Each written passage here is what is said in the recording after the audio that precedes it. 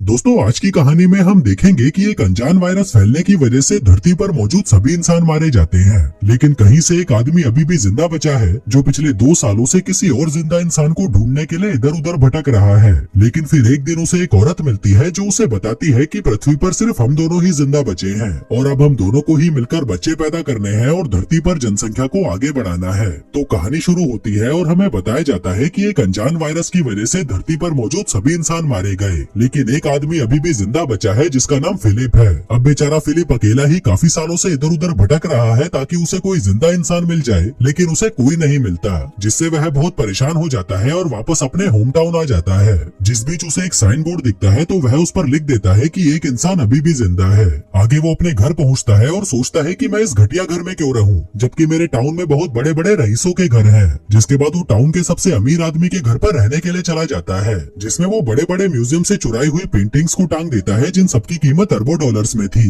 लेकिन जब फिलिप का इससे भी मन नहीं भरा तो वो वहाँ पर इजिप्ट की मम्मी का ताबूत उठा लाया और एक डायनासोर का सर भी उठा लाया जिसको वो अपनी डाइनिंग टेबल पर सजाता है। फिर रात को सोने से पहले वो ऊपर वाले से बार बार हस्त मैथुन करने के लिए माफी मांगता है जो वो पिछले 2 सालों से कर रहा था। फिर अगली सुबह वो टॉयलेट जाता है लेकिन उसमें पानी नहीं आ रहा था, तो वह अपना पिछवाड़ा धोने के लिए बहुत सारी बिस्लेरी की बोतल उठा लाता है। फिर पेट खाली करने के बाद उसे भूख लगी थी तो वह एक सुपरमार्केट में जाता है, जिसके दरवाजे को खोलने की बजाय वो उसे बंदूक से उड़ा देता है। फिर अंदर आकर वो अपने लिए बहुत सारा खाना लेता है, लेकिन तभी उसकी नजर वहाँ रखी गंदी मैगजीन्स पर जाती है जिसको वह ठूस ठूस कर अपनी ट्रॉली में डालता है और वहाँ से निकल लेता है।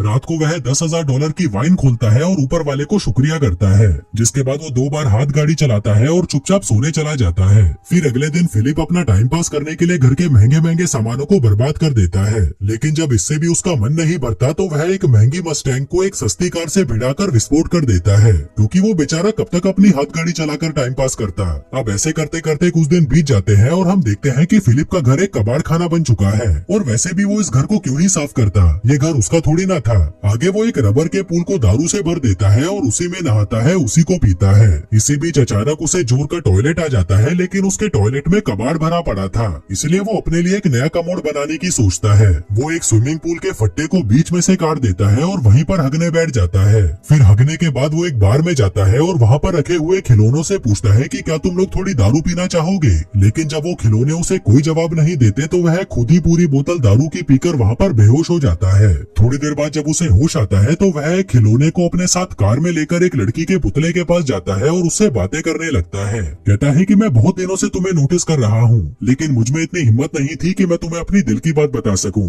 जो कहकर वो उसे किस करने लगता है कि तभी उस पुतले का हाथ टूट जाता है, जिसे देखकर फिलिप उदास हो जाता है और अगले दिन एक पहाड़ी पर जाकर वहाँ पर RIP फिलिप लिख देता है। जिसके बाद वो अपनी कार में बैठता है और उसे फुल स्पीड से पहाड़ी से क्रैश करवाने के लिए आगे बढ़ता है, लेकिन इससे पहले कि वो अपनी जान देता उसे वहाँ कुछ अजीब सी चीज दिखाई देती है। वो जल्दी से अपनी कार रोकता है और देखता है कि पहाड़ के पीछे से धुआं निकल रहा है, जिसका मतलब था कि कोई इंसान अभी भी जिंदा बचा है, इसलिए वो जल्दी से उस धुएं की तरफ आगे बढ़ता है। फिर उस जगह पर पहुंचकर उसे एक कैंप लगा हुआ दिखाई देता है, जिसके साथ ही वहाँ पर एक लड़की की ब्रा भी टंगी हुई थी, जिसे देखकर वह खुश हो जाता है और उस ब्रा को सूंघने लगता है, जिसके बाद वो वहीं पर बेहोश हो जाता है। थोड़ी देर बाद जब उसे होश आता है तो वह खुद को एक खूबसूरत लड़की की गोद में लेटा हुआ पाता है, जो उसे कहती है कि मुझे तो यकीन ही नहीं हो रहा कि तुमने मुझे ढूंढ लिया, जो कहकर वो उसे किस करने लगती है। पर तभी फिर से उसकी आंख खुलती है और वह देखता है कि एक लड़की उसे CPR दे रही थी और वो दिखने में बिल्कुल भी खूबसूरत नहीं थी, इसलिए वह उससे डरकर दूर हट जाता है।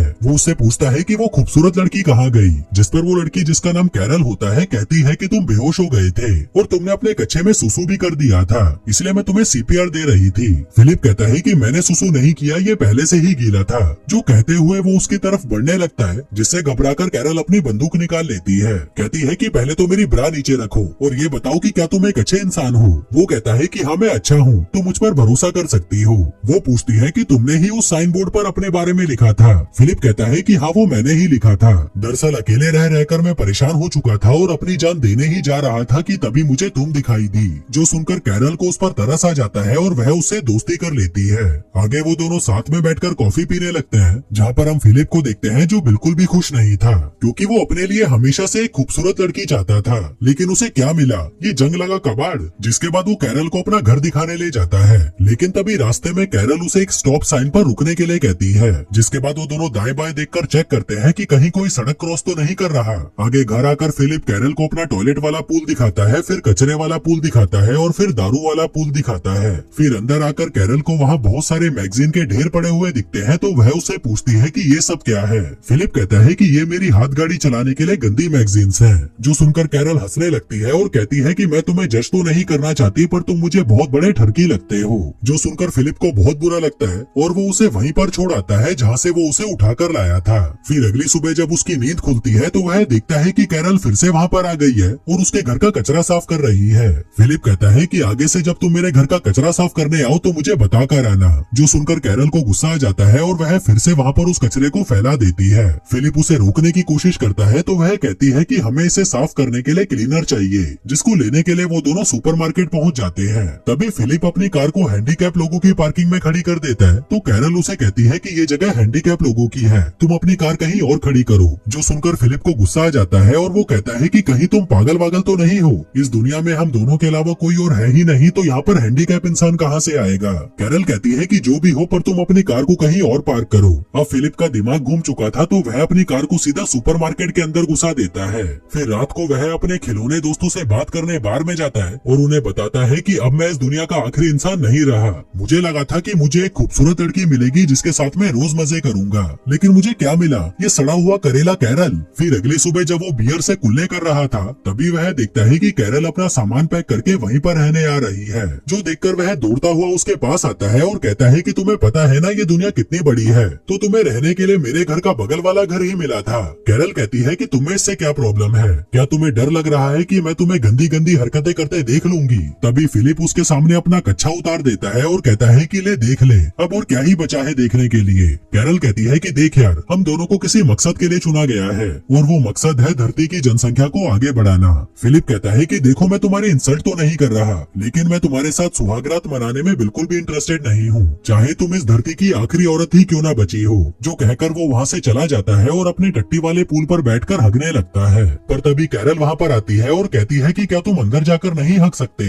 वो कहता है कि नहीं, क्योंकि अंदर पानी नहीं है। कैरल कहती है कि देखो यार, हमें इंसानों की तरह जीना होगा, तभी हम आगे जाकर अपने बच्चों को एक बेहतर जिंदगी दे पाएंगे। वो कहता है कि पागल की बच्ची, तुझे समझ नहीं आता कि मैं तेरे साथ बच्चे पैदा नहीं करना चाहता। वो कहती है कि ठीक है, लेकिन मुझे खाने के लिए फ्रेश फ्रूट्स और वेजिटेबल्स चाहिए, क्या तुम्हें नहीं चाहिए वो। फिलिप कहता है कि मुझे इससे कोई फर्क नहीं पड़ता। तभी कैरल अपनी पॉकेट में से एक टमाटर निकालती है और उसे चिढ़ाते हुए खाने लगती है। वहीं उसको टमाटर खाता देख फिलिप भी 2 साल पुराने डिब्बे में पैक टमाटर खाने लगता है, लेकिन उसे वो खाने में मजे नहीं आ रहे थे, तो वह रात में चुपके से कैरल के गार्डन में घुस जाता है और उसके सारे टमाटर खा जाता है। फिर अगली सुबह कैरल उसके घर पर आती है और पूछती है कि क्या तुम्हें टमाटर खाकर मजे आए, जिस पर वो उसके मुंह पर मुंह कर जाता है और कहता है कि मुझे नहीं पता तुम क्या बोल रही हो, जिस पर कैरल उसे आतंकवादी बोलकर लंगड़ाती हुई वहाँ से जाने लगती है। फिलिप उससे पूछता है कि तुम्हारे पैर को क्या हुआ। वो कहती है कि जमीन से पानी निकालते वक्त मुझे चोट लग गई। अब उसकी ये हालत देखकर फिलिप को उस पर तरस आ जाता है, इसलिए वो उसकी पानी का जुगाड़ करने में मदद करता है, जिसमें वो एक वॉल्व से पानी के पाइप को जोड़कर पानी को कैरल के घर तक ले आता है, जिसे देखकर वह बहुत खुश होती है और उसे रात को डिनर के लिए इनवाइट करती है। फिर रात में डिनर के दौरान कैरल फिलिप को बताती है कि तुम्हारे औजार को देखकर मुझे पूरा यकीन हो चुका है कि ऊपर वाले ने हमें धरती पर जनसंख्या को आगे बढ़ाने के लिए मिलवाया है। फिलिप कहता है कि ठीक है, अगर तुम इतना ही जोर दे रही हो तो आज रात को हम कर ही लेते हैं। कैरल कहती है कि नहीं, मैं तुम्हारे साथ तब तक सुहागरात नहीं मनाऊंगी जब तक तुम मुझसे शादी नहीं कर लेते। जो सुनकर वह हंसने लगता है और कहता है कि तुम मजाक अच्छा कर लेती हो। वो कहती है कि नहीं, मैं मजाक नहीं कर रही, क्या तुम ये चाहते हो कि इस धरती पर पैदा होने वाला पहला बच्चा नाजायज हो। फिलिप कहता है कि तुम ये शादी क्यों करना चाहती हो, जबकि इस चीज का कोई मतलब नहीं है। वो कहती है लेकिन मेरे लिए मतलब है, अगर दुनिया खत्म हो गई है तो इसका मतलब ये नहीं कि हम अपने रीति रिवाज भूल जाएं। अब फिलिप को किसी भी हाल में उसके साथ इंटीमेट होना ही था, इसलिए वो उसके साथ शादी करने के लिए मान जाता है। कैरल कहती है कि पहले तो मुझे अच्छे से कहो अपने घुटनों पर बैठकर, जिस पर फिलिप अपने घुटनों पर बैठकर उसे प्रपोज करता है और कैरल उसे हाँ बोल देती है। लेकिन उसकी हाँ सुनकर फिलिप को बिल्कुल भी खुशी नहीं होती, तो वह डिनर को आधे में ही छोड़कर वहाँ से घर चला जाता है, जिसके पीछे पीछे कैरल उसके लिए खाना लेकर आती है। कहती है कि तुम्हें पता है अमेरिका का राष्ट्रपति मर चुका है, इसलिए अब हम दोनों में से ही किसी को राष्ट्रपति बनकर देश की कमान अपने हाथों में लेनी होगी। वहीं फिलिप, जो उसे बहुत ज्यादा परेशान हो चुका था, कहता है कि तुम ही बन जाओ राष्ट्रपति। वो कहती है कि मैं नहीं बन सकती क्योंकि मुझे लोगों के बीच भाषण देना नहीं आता, इसलिए उन दोनों की सहमति से फिलिप को राष्ट्रपति बना दिया जाता है। फिर अगले दिन कैरल स्टोर से अपनी शादी के लिए कुछ सामान लेने जाती है। वहीं फिलिप अपनी बैचलर पार्टी एंजॉय कर रहा था, जिसमें वो बहुत सारे टिश्यू पेपर्स को इकट्ठा करके उसमें आग लगा देता है। जिसके बाद वो फटे पुराने कपड़े पहनकर चर्च में पहुंचता है, जहां कैरल ने चर्च को बहुत अच्छे से सजा रखा था और खुद भी वो बहुत अच्छे से तैयार होकर आई थी। फिर शादी के दौरान जब रिंग पहनाने की बारी आती है तो फिलिप शादी की रिंग लाना ही भूल जाता है। दरअसल वो ये शादी करने में बिल्कुल भी इंटरेस्टेड नहीं था, जो देखकर कैरल गुस्सा हो जाती है और शादी को बीच में ही छोड़कर वहाँ से चली जाती है। तभी फिलिप उसके पीछे पीछे उसके घर पहुँचता है और उसे दरवाजा खोलने के लिए कहता है, लेकिन जब वो दरवाजा नहीं खोलती तो वह उसके दरवाजे को तोड़ देता है। फिर अंदर आकर वो देखता है कि कैरल ने अपने घर को बहुत सुंदर सजा रखा था, क्योंकि वो अपनी शादी को लेकर बहुत ज्यादा एक्साइटेड थी। जिसके बाद वो कैरल को देखता है जो सड़ी हुई शक्ल लेकर एक कमरे में बैठी हुई थी। फिलिप उससे माफी मांगता है और कहता है कि मैं सच में रिंग के बारे में भूल गया था, अगर मुझे याद रहता तो मैं पक्का लेकर आता। वहीं कैरल भी उसे माफ कर देती है। जिसके बाद वो दोनों अंगूठी लेने के लिए एक ज्वेलरी शॉप में जाते हैं, जहाँ से वो बहुत सारी अंगूठियाँ उठा लेते हैं, जिनको एक एक करके फिलिप कैरल की उंगलियों में पहना देता है और उससे शादी कर लेता है। फिर रात को जब सुहागरात मनाने की बारी आती है तो कैरल उसके साथ इंटीमेट होने की बजाय रात भर उससे बातें करती रहती है। फिर अगले दिन से कैरल भी फिलिप के साथ वो सभी चीजें करती है जिसको करने में फिलिप को बहुत मजे आते थे। जिसके बाद वो कैरल को अपनी एक्स गर्लफ्रेंड से भी मिलवाता है, जिसको देखकर कैरल को उससे जलन होने लगती है तो वह उसे उठाकर बाहर फेंक देती है। फिर खूब मौज मस्ती करके जब वो दोनों घर की ओर जा रहे थे तभी चौराहे पर उनकी कार एक लिमोजिन से टकरा जाती है। फिलिप जल्दी से उतरकर उस लिमोजिन को देखने जाता है कि कहीं उसमें कोई इंसान तो नहीं है, और तभी उसमें से मेलिसा नाम की एक खूबसूरत लड़की नीचे उतरती है, जिसे देखकर फिलिप के तो होश ही उड़ जाते हैं। वहीं कैरल भी मेलिसा को देखकर बहुत खुश होती है और फिर वो तीनों उसकी कार से फिलिप के घर पर जाने लगते हैं, जहाँ रास्ते में फिलिप मेलिसा को घूरे जा रहा था और उसको पटाने के लिए उसकी छोटी छोटी बातों पर खिलखिलाकर हंस रहा था। मेलिसा बताती है कि मैं वो टाउन के बाहर लगे साइन बोर्ड को पढ़ के यहाँ पर आई थी और पिछले 2 हफ्तों से यहाँ पर कुत्ते की तरह भटक रही थी, लेकिन मुझे यहाँ पर कोई नहीं मिला। जो सुनकर फिलिप सोचने लगता है कि मुझसे कितनी बड़ी गलती हो गई, ये लड़की तो कैरल से पहले यहाँ पर आई थी, अगर ये मुझे पहले मिल जाती तो मैं इससे ही शादी करता। तभी कैरल भी मेलिसा को बता देती है कि हमने भी 1 हफ्ते पहले ही शादी की है। जो सुनकर मेलिसा चौंक जाती है और कहती है कि यार तुम तो बड़े तेज निकले। वहीं ये शादी वाली बात फिलिप को बिल्कुल भी अच्छी नहीं लगती और इससे पहले कि कैरल उन्हें कुछ और बताती वो कार की बीच वाली खिड़की को बंद कर देता है। इसके बाद वो तीनों घर पहुँचते हैं, जहाँ मेलिसा उसके घर में लगी हुई महंगी महंगी पेंटिंग्स को देखकर हैरान हो जाती है और कहती है कि मैं बहुत थक गई हूँ, मुझे रेस्ट की जरूरत है। फिलिप कहता है कि तुम मेरे घर पर आराम कर लो, हम बहुत सारी बातें करेंगे और साथ में मिलकर खूब मजे करेंगे। पर तभी कैरल कहती है कि अगर मैं होती तो उसके घर में बिल्कुल भी नहीं रुकती, क्योंकि फिलिप इस घर के पूल का इस्तेमाल हगने के लिए करता है। जो सुनकर मेलिसा कहती है कि ठीक है, मैं अपने लिए कोई दूसरा घर ढूंढ लूंगी। फिर जाने से पहले कैरल उसे डिनर के लिए इनवाइट करती है, जिसके लिए वो मान जाती है। तभी कैरल उसे गले लगा लेती है। वहीं फिलिप जो ऐसे मौके कभी नहीं छोड़ता, वो भी उनके बीच में घुस जाता है और जाकर मेलिसा को पीछे से चिपकने लगता है। फिर शाम के समय जब डिनर की तैयारी की जा रही थी तभी फिलिप वहाँ पर अपनी दाढ़ी काट कर आता है, जो देखकर कैरल चौंक जाती है कि जब उसने कहा था तो फिलिप ने उसे दाढ़ी काटने से मना कर दिया था। दरअसल वो मेलिसा के साथ इंटीमेट होने की नाकाम कोशिश कर रहा था, जिसके लिए वो कुछ भी करने को तैयार था। फिर रात में जब सभी डिनर टेबल पर थे तभी फिलिप मेलिसा को घूरे जा रहा था और अपने आप को कोसे जा रहा था कि उसने इतनी जल्दी शादी क्यों कर ली। जिसके बाद वो मेलिसा की हर बात में हाँ मिलाने लगता है, जैसे कि जो मूवी मेलिसा की फेवरेट थी वो फिलिप की भी फेवरेट थी, जो खाना मेलिसा का फेवरेट था वो उसका भी फेवरेट था, जो कार उसकी फेवरेट थी वो उसकी भी फेवरेट थी। दरअसल वो ये इसलिए कर रहा था ताकि मेलिसा को लगे कि इन दोनों के बीच में कोई कनेक्शन है। फिर डिनर खत्म होने के बाद कैरल फिलिप को अपने साथ मस्ती करने के लिए बुलाती है, लेकिन फिलिप का बिल्कुल भी मन नहीं था तो वह उसे मना कर देता है और कहता है कि मेरे पेट में दर्द है। कैरल पूछती है कि तुम मुझे एक बात बताओ, कहीं तुम मेलिसा से आकर्षित तो नहीं हो? वो कहता है कि नहीं, ऐसा कुछ नहीं है, जो कहकर वो सोने चला जाता है। तभी आधी रात में मेलिसा उससे अपनी बजवाने आती है, जिसे देखकर फिलिप कुत्ते की तरह उसके पीछे जाने लगता है, पर तभी उसे वहाँ कमोड पर बैठी हुई कैरल दिखाई देती है, जिसे देखकर वह बुरी तरह डर जाता है।